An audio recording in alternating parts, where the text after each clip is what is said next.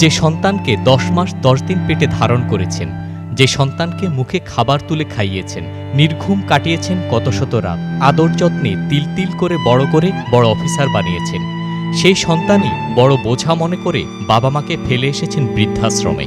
হয়তো সাধ্য না থাকার পরও সন্তানের মুখে হাসি ফোটাতে একবেলা কম খেয়ে ঈদের নতুন জামা কিনে দিয়েছিলেন।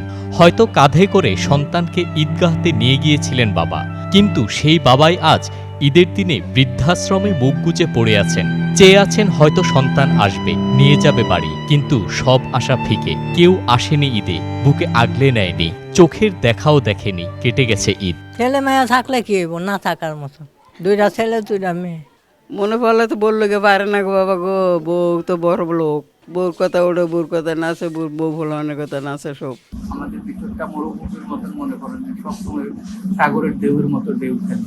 আমি এইখানে মেজো ছেলে রেখে গেছে, মানে ছেলে কোথায় আছে করতে পারি না, মনে পড়ে ভাই, মনে পড়লে আমি কি করুম। এখন অনেক রেস্টে আছি আমি, অনেক ভালো, সবার সুখ দুঃখ ভাগ করে নেওয়া যায়। এই যে ভালো কাজ করেন, আমরা নামাজ পড়ি, এতে কাপে থাকি, কোরআন পড়ি, তর্জমা পড়ি, এদের জন্য দোয়া করি।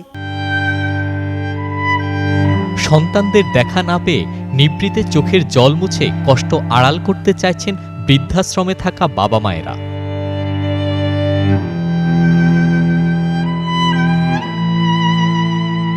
গাজীপুরের এই বৃদ্ধাশ্রমে ঠাঁই হয়েছে 132 জন বাবা মায়ের। কারো সন্তান ডাক্তার, কারো সন্তান বড় অফিসার, কারো সন্তান আবার বিদেশে বাড়ি গাড়ি করে সেটেল হয়ে গেছেন। তবুও দামি ফ্ল্যাটে ঠাঁই হয়নি জন্মদাতা বাবা মায়ের।